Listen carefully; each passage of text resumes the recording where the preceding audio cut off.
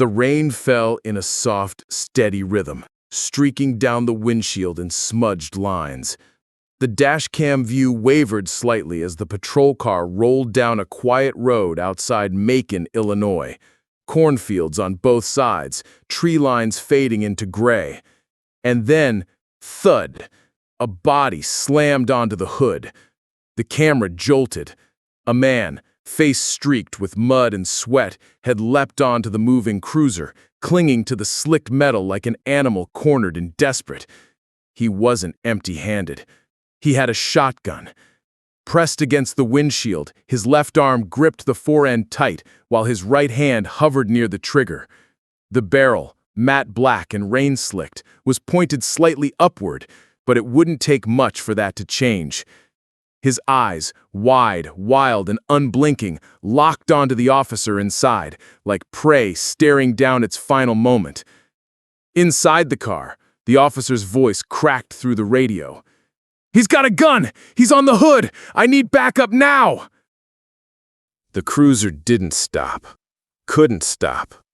The rain made the road slick, the wipers struggled to clear the view, and the man on the hood didn't move, just stared, breathing hard, soaking wet, muscles tense. His fingers twitched against the receiver of the stolen weapon, the same one he'd just yanked out of a patrol unit minutes earlier after crashing it into another squad car. This wasn't a standoff. It was a ticking bomb on wheels. For a moment, nothing else existed. Not the sirens screaming behind them, not the officers scrambling to contain the chaos, not even the rules of engagement. Just one man with a shotgun on the hood of a moving police cruiser, and one officer trying not to die. This is how it started. A man with a machete, a hijacked squad car, and a 20-minute confrontation that would leave one officer injured, a town shaken, and the line between mental illness and violence impossible to ignore. It was supposed to be just another slow Saturday in Macon, Illinois. A small farming town with fewer than 1,000 residents, Macon sits just south of Decatur. It's the kind of place where locals gather at the same gas station every morning for coffee, where the sheriff knows you by name, and where violent crime is rare, almost unheard of. But that peace cracked at exactly 11:13 a.m. on May 3rd, 2025, when a 911 dispatcher's voice echoed across police radios. 911, what's your emergency? There's a man at PV Quick Stop. He's got a machete. He's swinging it at people. He's yelling at cars. The PV Quick Stop is a tiny gas station on the edge of town, not far from a few silos and a gravel parking lot where farmers park their trucks. But that morning, it became the center of something dark and unpredictable.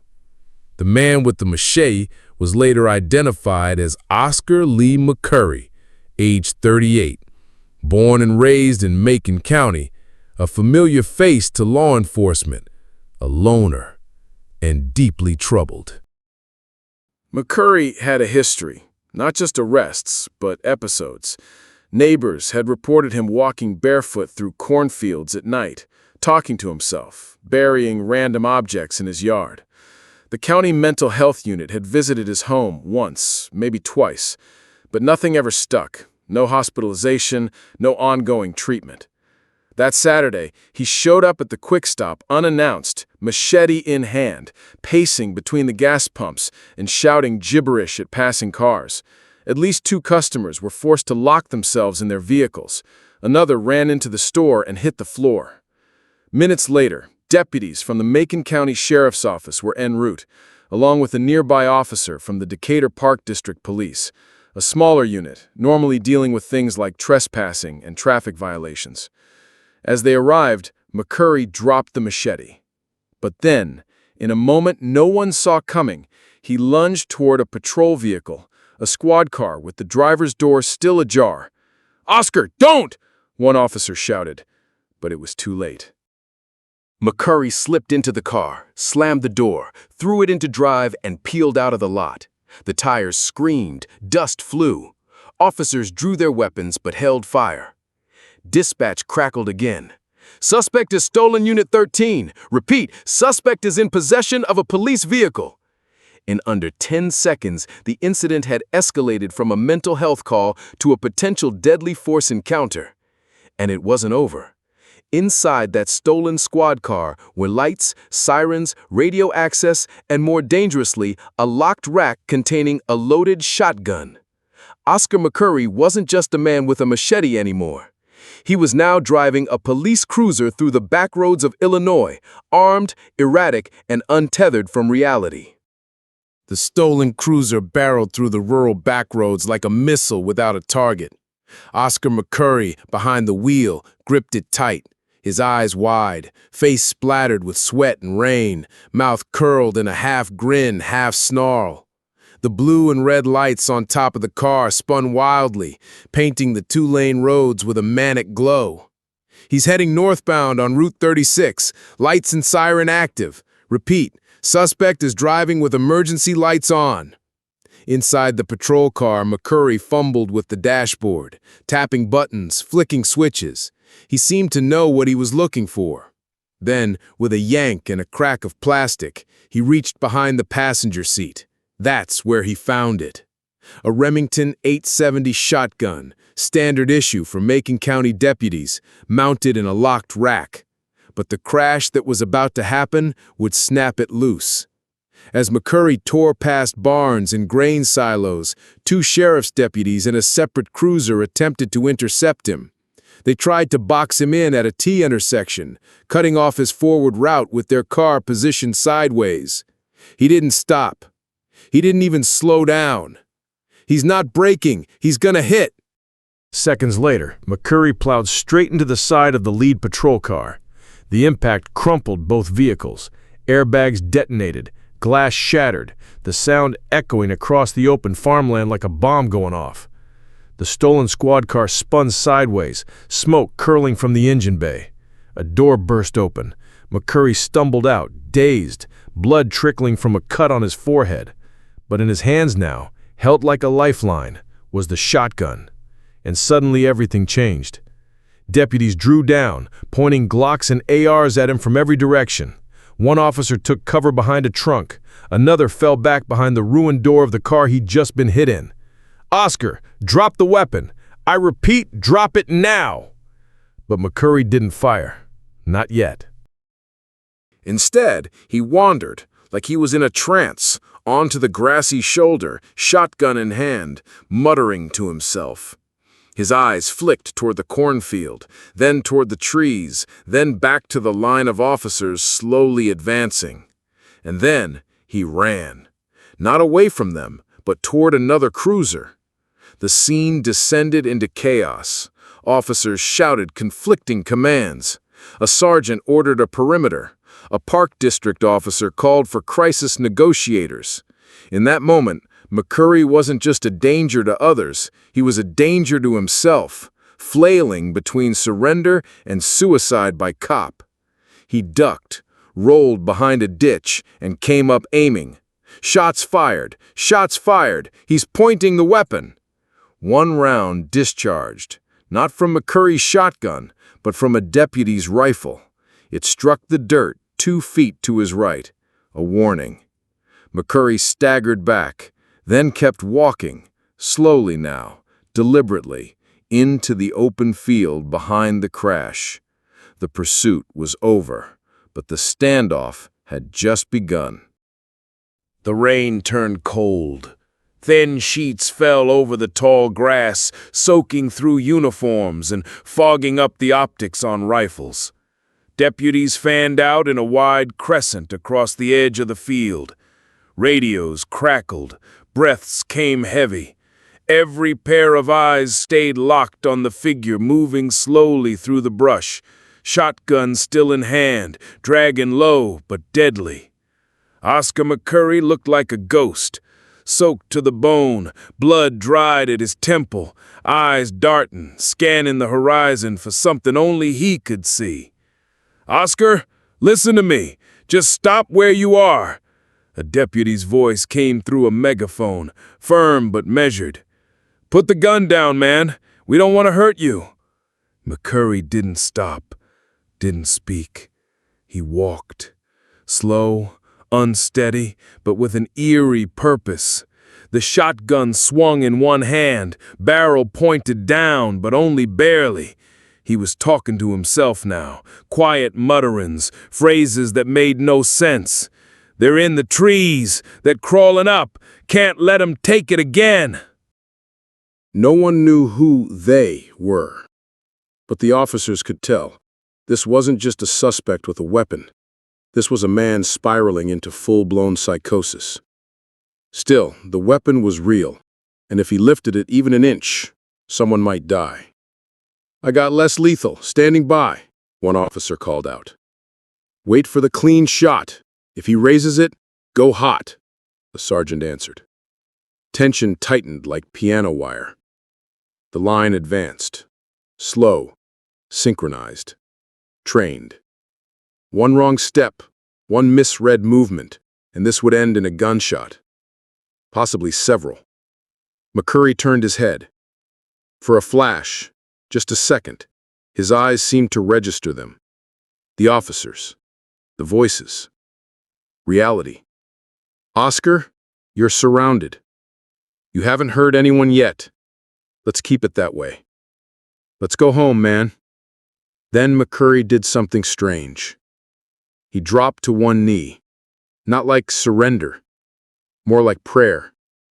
He pointed the shotgun skyward, then brought it down, toward his own chin.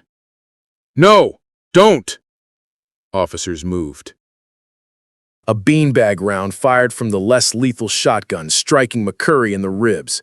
He screamed, high-pitched, ragged, and collapsed onto his side.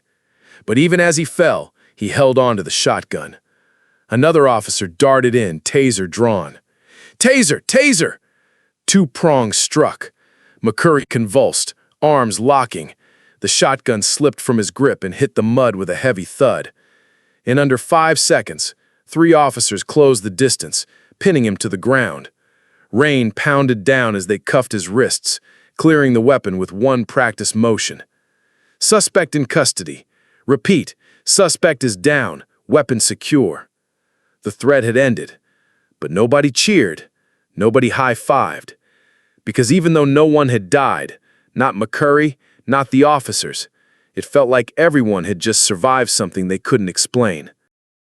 Oscar McCurry lay face down in the wet grass, breathing in ragged gasps, the mud beneath him turning red where his forehead bled through reopened wounds. The shotgun lay 3 feet away, barrel caked in soil, one shell chambered, safety off. If he'd pulled the trigger even once, that round would have killed someone. But he hadn't. Not at the gas station, not during the pursuit, not when he had officers in his sights, and not when he stared down the barrel himself. Why? Back at the cruiser, the deputy started to piece it together. Not from his words, he wasn't making sense, but from his eyes, his gestures, his refusal to fire. Oscar wasn't on a mission to hurt people. He was at war with something else entirely. "They got wires in the trees," he kept mumbling. "I can hear the hum in the back of my neck. They're crawling again." Paramedics arrived on scene. McCurry flinched when they touched him, screaming that they were agents, that their gloves had poisons. It took 2 doses of a mild sedative to calm him enough to load him into the ambulance. Inside the hospital, a psych evaluator sat with him for less than 10 minutes before ordering a full hold under Illinois' emergency mental health protocol. The notes would later describe his condition as acutely delusional with paranoid hallucinations, possibly untreated schizophrenia. It all lined up: his behavior at the gas station, the machete, the strange fixation on the cruiser, and even why he hadn't fired. McCurry hadn't come to hurt anyone.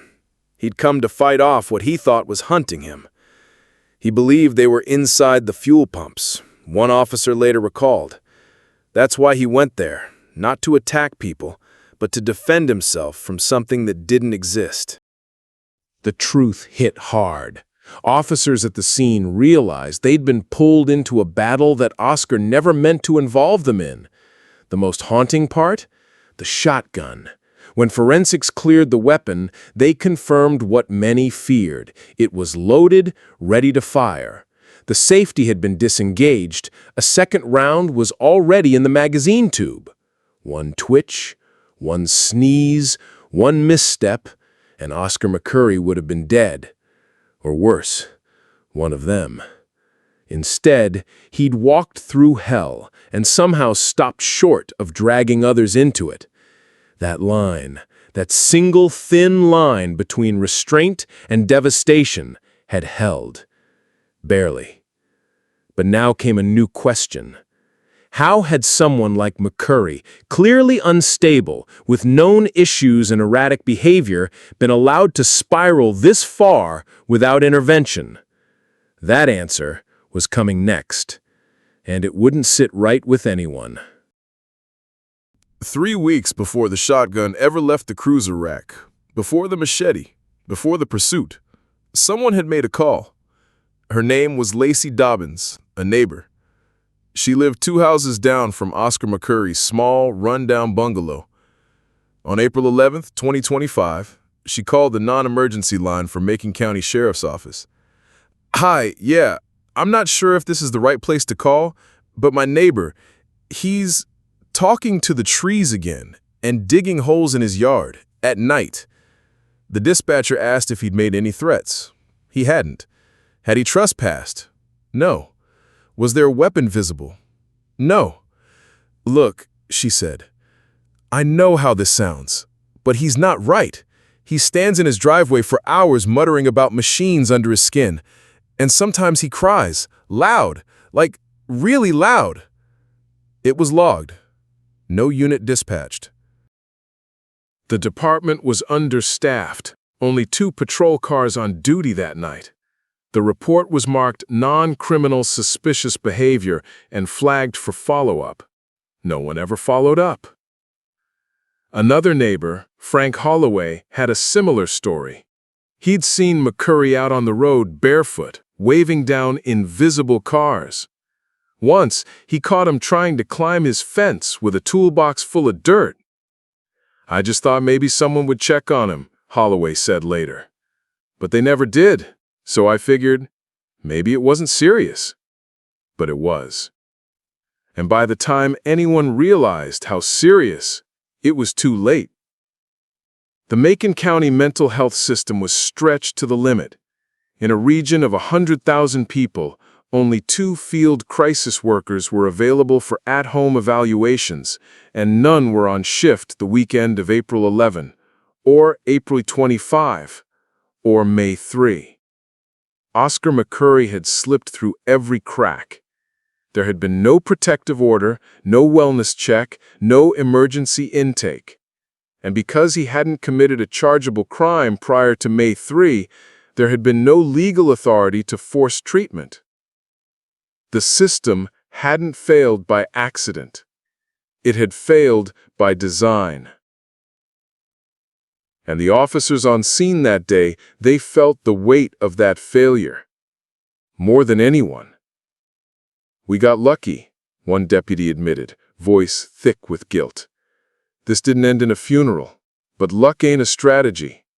And next time, it might not hold." The twist wasn't in what Oscar did. It was in what wasn't done long before that day, and how close inaction came to becoming tragedy. Officer Nathan Cole didn't speak for a full 5 minutes after it ended. He sat alone in the front seat of his cruiser, hands trembling, soaked through to the skin, watching water bead down the inside of the windshield.